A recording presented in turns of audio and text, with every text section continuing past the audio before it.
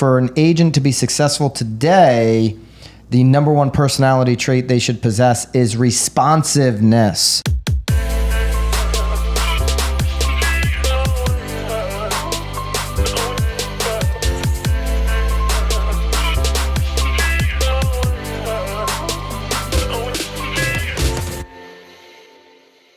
This is Byron Lazine and Nicole White, and you are tuned into episode 131 of The Real Word. 132. Correction. Stat correction. You guys can see it's always one take here. Word is up. The word is up. It's always one take. Nicole, how are you? I wouldn't even have known. You wouldn't have known? Nope. No. But I'm great, thank you. How are you? Sam, no.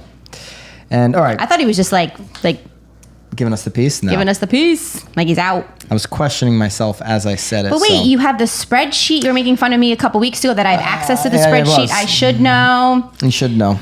I should know too, I didn't. All right. My apologies to all the racketeers out there. All right. This week, Inman Connect virtual. Yep. They call it now Inman Connect Now, I think. Inman Connect Now. So that's going to be virtual. Anybody could join in this week. Imagine I'll be on a panel later today. A little real word and then a panel later. But Brad, he's going to do the keynote. He's going to open it up. It's his conference, so he's going to open it up. Brad Inman. And we're going to preview. I think the only other person that likes to hear themselves talk more than you would be probably him. No, I don't think so. He doesn't talk enough. I think he should talk more. I think you should have me, Brad, hello. You should have me on your show. I see him doing a little podcast lately. You should have me on, maybe me and Nicole, maybe both of us, maybe just me.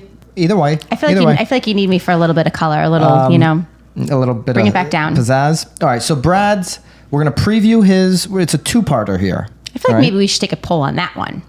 What's that? Who would you rather hear? Yeah, who would you guys rather hear from? Me or Nicole? In the comments, please. I'm going to get killed. No. So we're going to do a two-parter. We're going to preview his talk. Right. And then next week, in racket number 1, we will... Well, do we want to preface why? Well, he left a little excerpt. Well, but it's happening. Inman. So we're recording before he's recording. We're recording an hour before he goes on stage. We wanted to steal no, you're not going to see this actually till after. But anyways, here we go. Brad Inman is over. I like that. Catchy. I don't know. I feel like it's a tongue twister, and I'm actually shocked he didn't fuck it up. Here's how to prosper now. Okay, so he's talking about the market, the real estate industry as we know it. It's in the past. That's all over.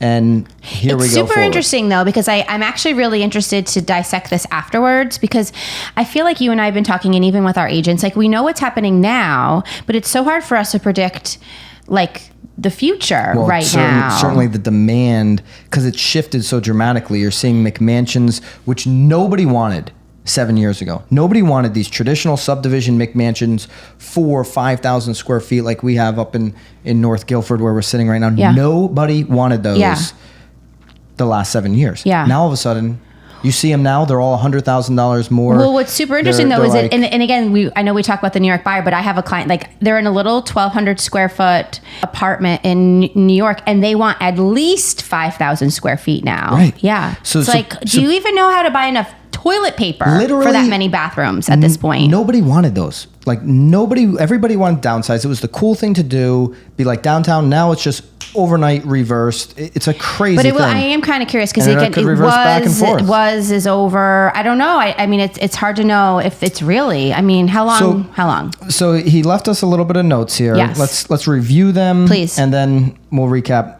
next week. So unlike other industries, the real estate business is not only surviving, it is thriving. We've been talking about that in many areas during this crazy times, many areas outside of like cities like New York City, obviously. Why is that? Okay. You have an easy to get, locally made product. It is very local, right? If you're looking in a specific community, the homes are local. Homes are not caught up in a global supply chain breakdown, right? We're not relying on China to send us medicine. Paper towels. The homes are here. They're here. Paper towels, for example. Right. So yeah, he referenced paper towels. We offer an experience, rather, everyone needs right now, unlike a first-class trip to Paris. Well, you can't even do that. I don't know. Can you? I don't think we're not allowed in France. No, I think you have to be a citizen. Like I think you could fly internationally if you're a citizen. We offer something people can actually buy, unlike a great meal in a 5-star restaurant in New York City. Man, I'm really missing 5-star meals in New York City. How often were you participating in that event? At least 4 or 5 times a year. Yeah. Yeah, but so how long? All year. Well, that's kind of your own fault. You were away for the first quarter. Yeah. I mean, you could have snuck at least one in before it all happened. Snuck one in, I guess. That's your own fault. But I'm missing that. We are doing some really nice, I would say, 5-star dining here in Connecticut. For sure. Shout out to Barb Boucher, Madison, doing a great job. You are an industry that is littered. That is not. Yeah, we're not an industry littered with bankruptcy. Hertz, Gold's Gym. Obviously, we don't see any bankruptcies happening right now with the big companies in real estate. Real estate got lucky. Nobody shut us down. But was it really luck? Brad says, no, it wasn't luck. Remember the debate about essential services several months ago? We all focused on the industry being essential. But in fact, it is housing that's essential. Too often we try to make what we do more glamorous, more exotic, and more interesting. But at its core, shelter is as necessary as the air we breathe and the water we drink. I 100% agree, obviously, with that. I think what's really important, though, is to not just concentrate just on the realtor when it comes to, or the real estate agent when it comes to the the process. It's everybody else that goes along with that, though, like home inspectors, attorneys. I mean, even Home Depot sort of relies on the transfer of properties because of home projects. So, I mean, I think that it definitely, obviously, needed to stay essential. It's the only way to keep the economy moving. Yeah, I mean, how do you shut that down? I've said it, maybe not here, but on the radio. I mean, think about the amount of people, like, I think you and I have both been working, maybe not you, but I feel like someone else on the team. I mean, I have people that had just moved here from Alaska through the Navy. I mean, that sort of stuff is still shifting and happening, and definitely need homes and places to live. And well, when they tell you that you need to shelter in place, well, you need appropriate shelter to do that. So I've beat up places like Pennsylvania, maybe on this show, definitely on the radio, for not making real estate essential. That it just is so counterintuitive. You're telling people in one statement, stay home, and then on the other statement, you cannot engage in real estate activities. Well, what if I don't have a home? Right. What if I need a new space, a better living environment? Right. Or what if I need like a parent to move closer? So what do you think? Where do you think Brad's? He kind of set the stage here. We're going to recap it next week. I think it's going to be great. Where do you think he's going to go with it? I don't. Well, I mean, obviously he's going to. It seems like he's going to concentrate heavily on real estate. I guess the other thing that I do hope that he at least touches on, though, is jobs. I mean, people obviously need jobs in order to purchase real estate. He's talking about Hertz going bankrupt. Neiman Marcus. There's clearly tons of people that are working there, though, too, that need to be able to afford these homes. So I hope that he doesn't neglect to at least sort of talk and understand that angle, too. Because, yes, people do need homes, but people need to also be able to afford them. Yeah, we cannot be the last industry standing here. To your point, that would not work out for our industry. No way. Yeah. And I agree with you there. Good point. So I do hope that he at least touches on that, just so he doesn't look like he's really sort of tooting realtors' own horns. But I do agree. I love the fact that he sort of was, throwing in our faces that realtors have gotten a little bougie, because we have gotten a little bougie. Oh, really? I mean, we're super bougie. I mean, we're doing crazy videos, and I think it's great to sell homes, but I do think that it is just as important as drinking water is to have shelter. So, and I believe the more I look at the numbers, and I put on Instagram stories the other day, it's showing like the next 4 years, it's just like in our area, and anyways, an absolute acceleration in average and median home prices here in this area. I believe there's going to be an extended interest in buying real estate for all ages, for people that are would be potential buyers across the board over the next few years, well after the health crisis is done. Yeah. Just because, there are some people that are taking instant action after reevaluating their lives over the last couple of months, but there are other people that, take action slower, think through things for a lot longer period of time, and eventually they're going to pull the trigger. Maybe they're waiting to see if this crazy market slows down. I think there's going to be a lot of interest for an extended period of time, but we do need jobs. Well, So I you're think right. what is interesting though, there is, I think people also need to concentrate on the fact or realize or maybe understand that even though the prices are going up, like to buy a house has never been more affordable. I mean, you're talking about hundreds of dollars that you are saving just on a percentage. So yes, prices may be going up, but I mean, it's so affordable It's crazy right to now. think that they could go to I like- think they're going lower. They I could mean, go to like 2.2 or something. Speculation is next year they're going to be even lower. That's so I crazy. mean, it would be silly for people not to gobble it up to save themselves some money, especially with rents. I mean, everyone's jacking up rents right now. Holy schmoly. I mean, I know we've been talking about rents all year, but anyway, I'm excited to hear Brad. Yeah. All right. So we'll recap that next week and we'll get into what he actually did say in that keynote. Racket number 2. This is Forbes. I think 2 weeks in a row we're doing Forbes. You like Forbes. Gotta print it out here. You must be getting emails from them or Professional. something. Yeah. 16 essential personality traits for real estate agents. We're going to go through all 16 of them rapid fire. Okay. And then here's what we're going to do. Pick our favorite. Going to pick what you believe is the number one essential personality trait. Do you think they're in order of No, they're importance? not. Well, they have them listed 1 through 16, Yeah, but just maybe they didn't they- reference that they're in any particular order. Okay. But we're going to do it 2 ways here. Okay, Mm-hmm. you're going to pick which one of these you believe real estate agents need to possess to be successful. Mm-hmm. And then you're also going to pick what you believe is number one for consumers, what the consumers care about most, because Brad's point is, hey, it's not all about you, is glamorizing your business. It's about Absolutely. the consumer, Right. right? Okay. All right, so number one they've got here, drive. That was a good one. I like you. I like that. Like for you as an agent and then as a consumer. Because Yeah, I do yeah. think it's very different. Okay. Very different. So Yeah. what will make an agent successful, and then what a consumer wants. So Yes. number one they have here, Forbes has listed out as, and this is from the Real Estate Council of Forbes, which they did ask me to be a part of one time, but you got to pay a lot of money to be on it. Oh, yeah? So, yeah, it's like, hey, like I got to see another. Well, they have 16 leaders from the council. Right. Yep. Do you want to Examine. write on the Forbes Real Estate Council? I'm like, yeah, I'd love Right? to. Absolutely. You Be a mean Forbes Vanessa would be contributor. writing? Or Vanessa write or somebody write. Actually, Vanessa jumped on the call with me. I'm like, yeah, this is fantastic.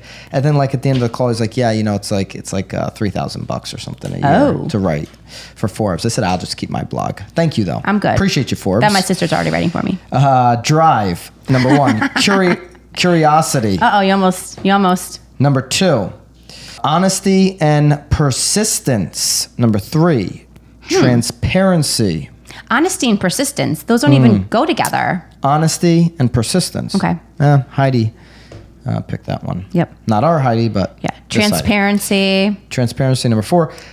Number Technological 5, mindset. technological mindset. Number 6, communication. Communication.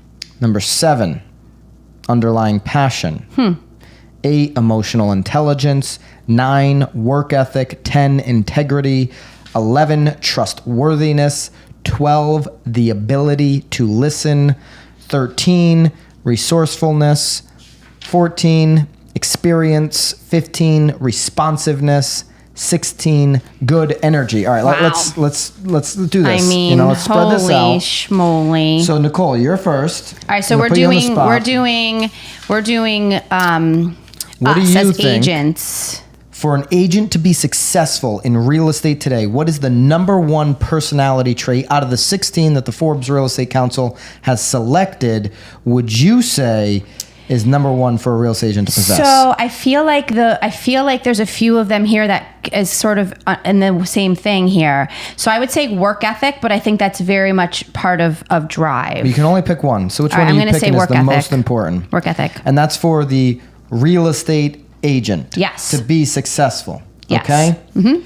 I'm going to go with, I had it picked out, but I want to make sure I did? say it right. What is it? It's What it's am I jumbled? going with here? What am I going with? This is, here it is. Number 15. I'm going to say for an agent to be successful today, the number one personality trait they should possess is responsiveness.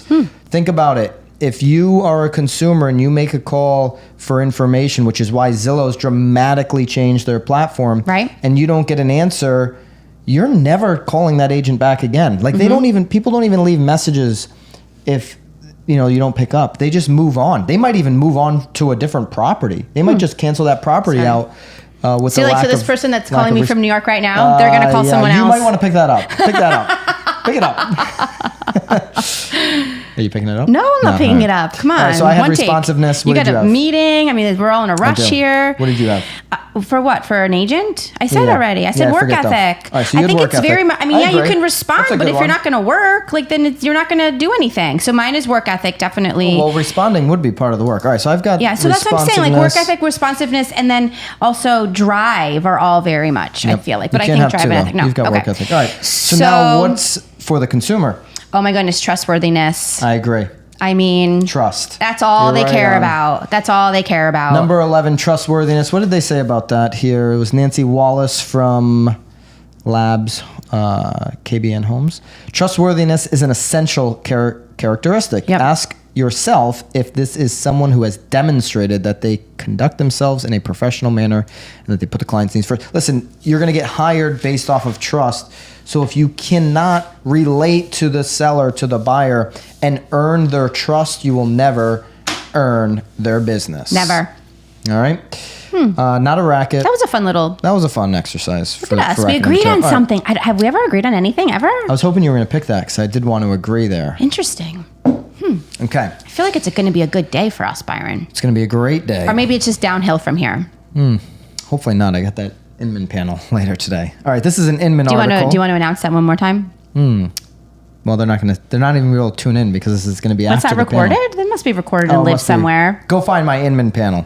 All about the Northeast market. All right. So Inman article here for our Marketeer of the week. How I sold an $18 million condo in 2 weeks with VR. Props to this Sotheby's agent. Andrew E. We'll go with. Ernman. Andrew Ernman of Aspen, Colorado. Nicole, what's a fun fact about Aspen? I think I feel like we've been talking about it too much now. It's not funny anymore. What is a fun fact about Aspen? Where beer flows like wine. That's not really how he says it, but Yeah, say it how he says it. No. You said it earlier. I Great. know because Sam, the didn't you say it video great? wasn't on there. No. What are you getting It's shy over. all of a sudden? I We're am. halfway Look through at the now show. I'm like red. I'm breaking out in hives. It's a really good. So I like Dumb and Dumber. Maybe we can. Where the beer. I don't know if we're even flows allowed like to do that. wine. Pop in the Yeah. little Dumb and Dumber clip. Probably not. Oh my god. Oh, that's what you should do. Someplace warm. A place where the beer flows like wine. Where beautiful women instinctively flock like the salmon of Capistrano. I'm talking about a little place called Aspen. All right. So here's the deal. This is a record deal in record time in Aspen, Colorado. I would argue that it was record time. But anyways, record deal, record time. This is a penthouse in a new 2-building downtown development known as the Dancing Bear. And it was notable for its exceptional location. Would you and ever buy amenities. something in something called the Dancing Bear? I think in Aspen, that's like the feel, the Dancing Bear, the Where do you live? Oh skiing. yeah, I live over there in the Dancing Bear. The Dancing I don't know. Bear. And I spent $18 million on it. Sounds very Aspen-esque. Does it? Yeah. I've never been. Have you ever been? No, I haven't. We should do that. Aspen? Mm-hmm. Yeah. Very high-end market. Beer flows like- All right, so here's the deal. In 2017, they threw a big kickoff party. Like, new developments. You throw these big kickoff parties. Yeah. The penthouse obviously wasn't done. Nothing was done. They did a VR experience. Maybe we can show the picture. It's a beautiful one. Beautiful picture. Wait, is it done? It's done now. So the VR is done, or are they doing this is VR because sold. it's not done? No, so they did the VR in 2000. This is what's interesting to me. It's the Marketeer of the Week because, listen, when you sell a 3,000 square foot penthouse for the sale price was 18.3 million, just over 18 million. Yep. You're the Marketeer of the Week. That's amazing, okay? When you do that. But here's the real facts. But it started at 30 million. It started at 30 million, and here's the real facts. They did this VR experience. They had they couldn't do Matterport because there was nothing done. So they spent a lot of money with a software developer to create a VR experience, but you had to be somewhere like VR, with goggles on. So you had to either be in the office or, whatever in the sales office to be able to walk through this. Right. So they listed it for 30 million. 2017, they had the VR experience. Everybody loved it. They didn't find the buyer from that initial kickoff in 2017. Mm-hmm. The agent here references that the buzz from that VR led to all this interest. But really, I think what happened was... I think that they reduced it to $18 million from 30. They reduced it to 23.95 million. So it was on the market for more than a year. You know, that's like since 2017. And then they reduced it to 23.95 million. And in 2 weeks, because of Matterport, they sold a 3,000 square foot penthouse for 18.3 million. Sight unseen. Sight unseen. So that is the big thing to me. That's why Andrew, right? Well, I think that's why Andrew's the marketeer of the week. Yeah, because I think that's so much of what's happening right now, though. So many people are buying sight unseen. I will say, though, that I think that we can only really talk about the Northeast, because I do think, and again, I'm not overly qualified to talk about the California market, but I feel like a lot of people buy things in other parts of the country sight unseen. Can you agree with that?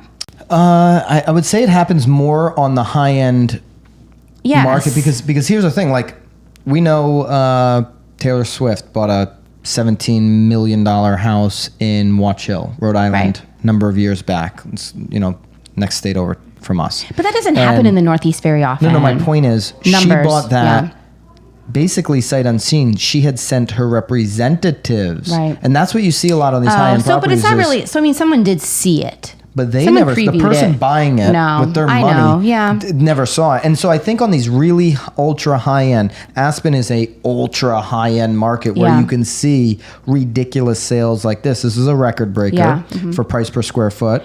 Well, I think with travel now being so restrictive, it's I mean, if you're not doing it, you're foolish. I think it's difficult for an individual that is in the median or average price point.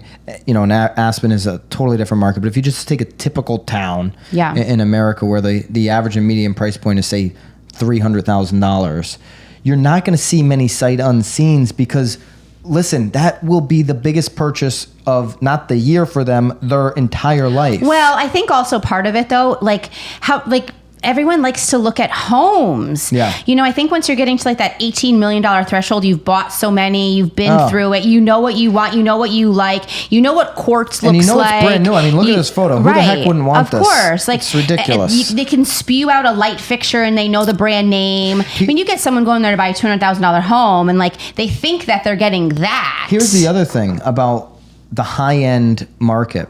Yes. This buyer was buying in Aspen. This buyer was not like, let me like check out other mountains. No. It's like when people buy in the Hamptons, right? Which Connecticut Shoreline offers a much better value than the Hamptons for those of you wondering. But anyways, people like that buy in the Hamptons have to be there because they've got all their friends there. People that buy in Aspen have, you know, skiing buddies that they need to like impress. Right. And so he's buying in Aspen. It's brand new. He knows the location, or whoever bought this, knows the location because they've been in Aspen before. And it's like, sure, easy decision. Right. I'm doing it. Right. And it's the penthouse of the dancing bears. Yeah. I mean, holla. I wonder if they got some dancing going on. All right.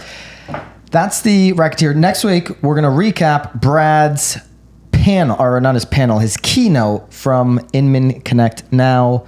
Love if you watch Inman Connect or planning on to, please in the comments. And also, what was the other thing you wanted? If they want to hear me talk or you. Yeah. More Nicole and that more one's a little Byron. bit more fun. All right, guys, keep it real. Bye, guys.